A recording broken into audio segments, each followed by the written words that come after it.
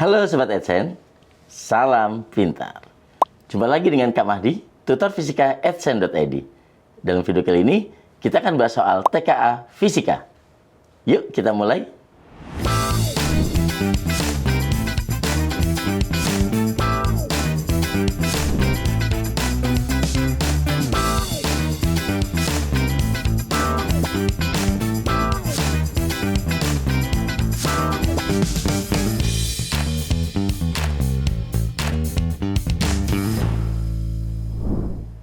Kita bahas soal yang pertama.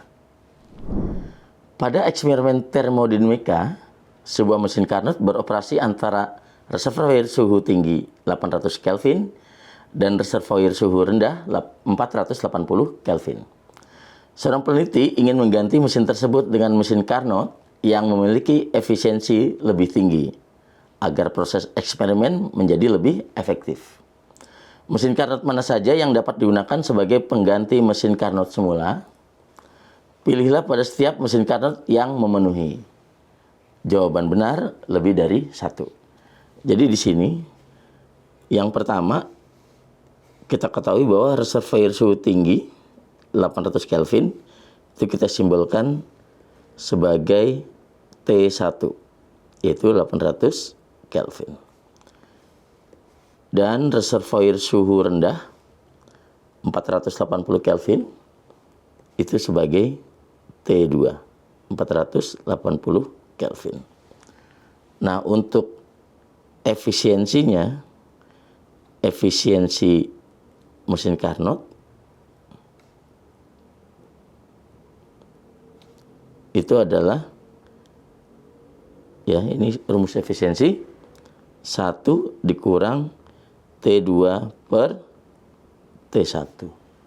Jadi di sini efisiensinya 1 dikurang T2-nya 480 per T1-nya 800. Oke, kalau kita hitung di sini, sama-sama, ini nolnya kita coret sama-sama bagi 10, kemudian bagi lagi, sama-sama dibagi 8, ini 6, ini 10, ya, berarti efisiensi ini juga bisa dibagi lagi, ya, 6 bagi 2 ya adalah 3, 10 bagi 2 itu 5, jadi 1 dikurang 3/5 atau 2/3.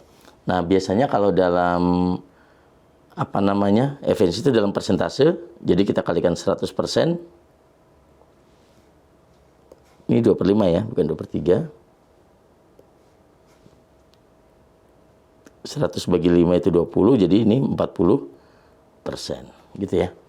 Nah, agar lebih cepat cara ngerjainnya, ya, cara mengerjainnya. Jadi di sini, T2 per T1 kan 3/5. Terus efisiensi kan 1 dikurang T2 per T1. Jadi kita supaya cari yang lebih besar efisiensinya, udah pasti kita cari saja perbandingan antara T2 per T1-nya itu harus lebih kecil dari 3/5. Ya kan? Karena semakin kecil, berarti kan pengurangannya semakin kecil, berarti efisiensinya juga semakin besar. Jadi kita cek aja satu persatu. Yang pertama, untuk yang pertama, itu T2-nya yang lebih kecil ya, karena di sini T2 itu harus lebih kecil dari T1. Jadi untuk yang pertama 480 per 600. Oke, kalau kita sama-sama bagi 6, ini 8, ini 10. Ya. Nah, 8/10 itu kalau dibandingkan dengan 3/5 kan cukup tinggal dikali silang aja. Ke sini adalah kalikan 40. Kalikan ke sini 10 kali 3, 30. Berarti 40 kan lebih besar dari 30. Jadi bukan pernyataan yang benar, gitu ya. Kemudian yang kedua berarti T2-nya 400 per 800 itu jelas 1/2. Oke, 1/2 kalau dibandingkan dengan 3/5, kalau kita kalikan sini, ini 5 kalikan ini 6. Nah, ini adalah 5 lebih kecil dari 6. Berarti masuk ya. Jadi ini pernyataan yang jawaban benar. Yang ketiga, 500 per 900. Coret nolnya 2, 5/9. Bandingkan dengan 3/5. Kalau ini kalikan, 5 kali 5, 25. 9 ke 3 kalikan 27. 25 itu lebih kecil dari 27. Berarti masih bisa. Jadi pernyataan yang ketiga benar. Sekarang pernyataan yang keempat. Yang keempat, 600 per 900. Kita coret nolnya 2. Disederhanakan lagi, sama-sama dibagi 3. Ini 2, ini 3. Bandingkan dengan 3/5. Kalikan silang lagi, ini 10, ini 9. 10 itu lebih besar dari 9. Jadi efisiensinya jelas bukan lebih besar ya. Jadi di sini pernyataan yang keempat salah. Pernyataan yang kelima di sini saja. Kelima, 600 per 1000. Coret nolnya 2.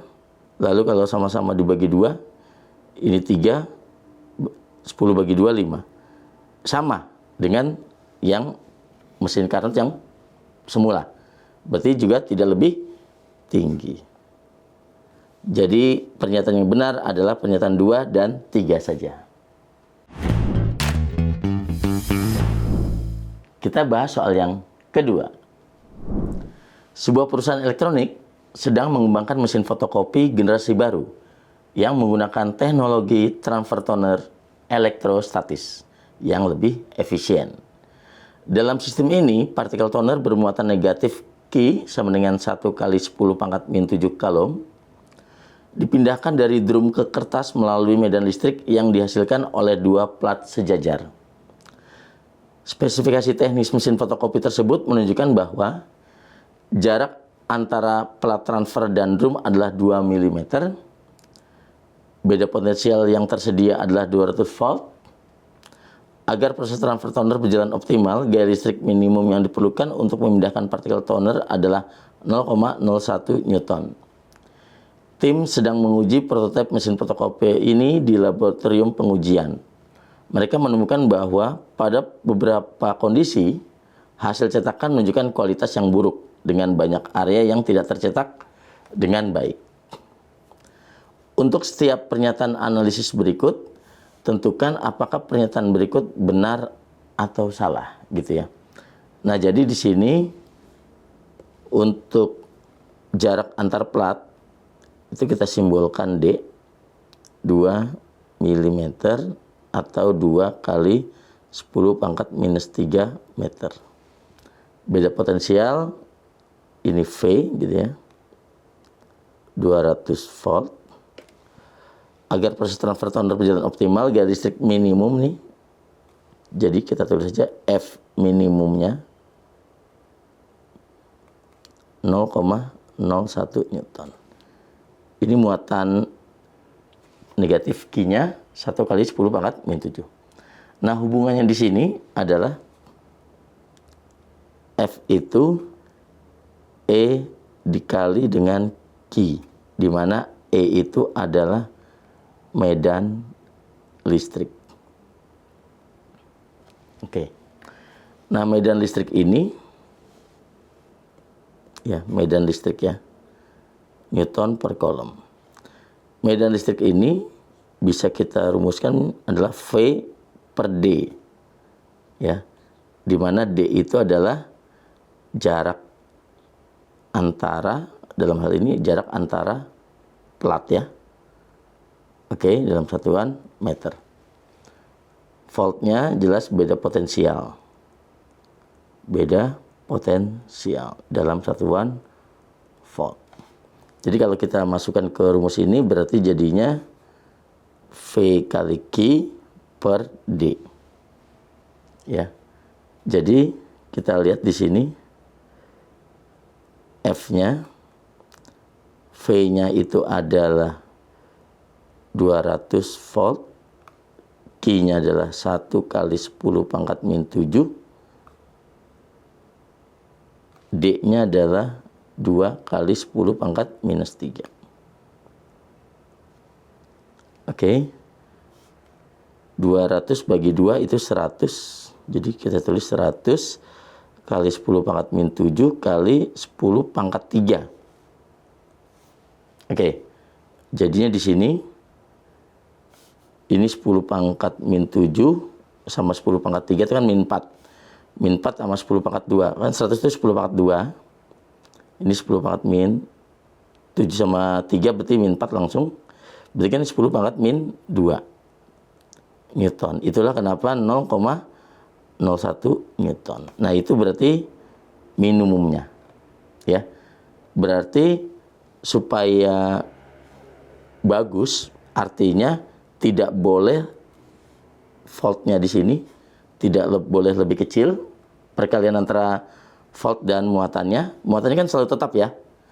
Jadi otomatis voltnya ini nggak boleh lebih dari maksudnya tidak boleh kurang dari 200 volt.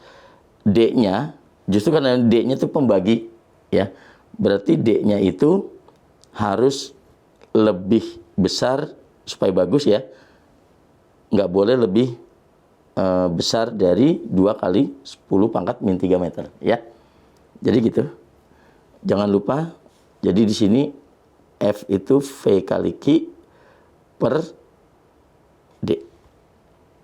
Coba kita lihat pernyataan pertama. Jika setiap jarak antar plat dikurangi menjadi 1,5 mili dengan beda potensial tetap, gaya listrik pada partikel toner akan meningkat sehingga memenuhi syarat fungsional. Nah, di sini D-nya yang pertama ya. Pernyataan yang pertama, D-nya ya, ini persamaan pertama ya, kita tulis. D-nya kan 1,5. Berarti lebih kecil dari yang 2 tadi.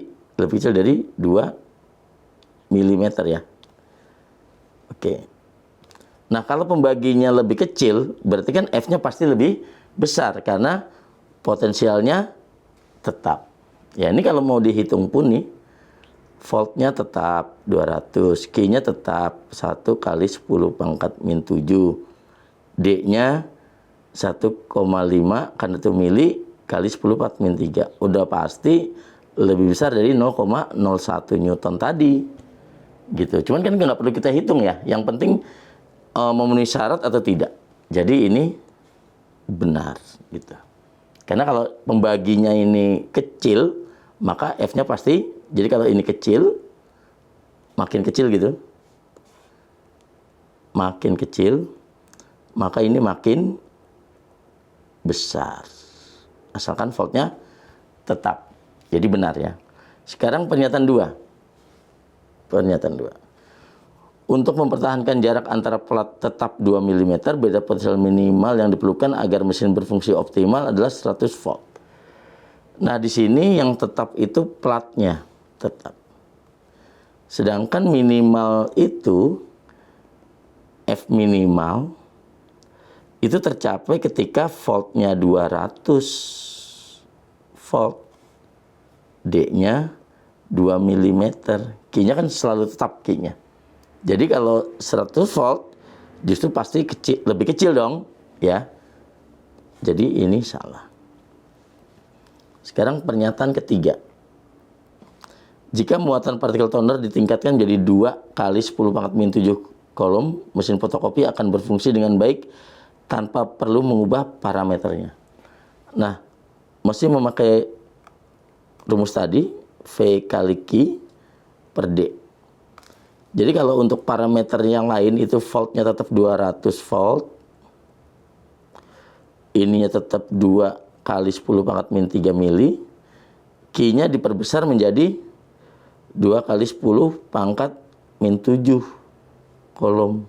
Berarti ini udah pasti lebih dari 0,01 Newton tadi, yang minimum itu. Jadi pernyataan yang ketiga benar juga. Jadi pernyataannya benar, salah, benar. Kita bahas soal yang ketiga. Perhatikan gambar peristiwa tumbukan antara mobil box dan mobil sedan berikut ini. Sebelum tumbukan itu terlihat bahwa mobil box itu arah ke kanan dengan kecepatan V1 dan mobil sedan ke kiri dengan kecepatan V2. Dengan massa di sini tertulis massa sedannya itu M2. Tentunya pasti massa mobil boxnya M1 ya.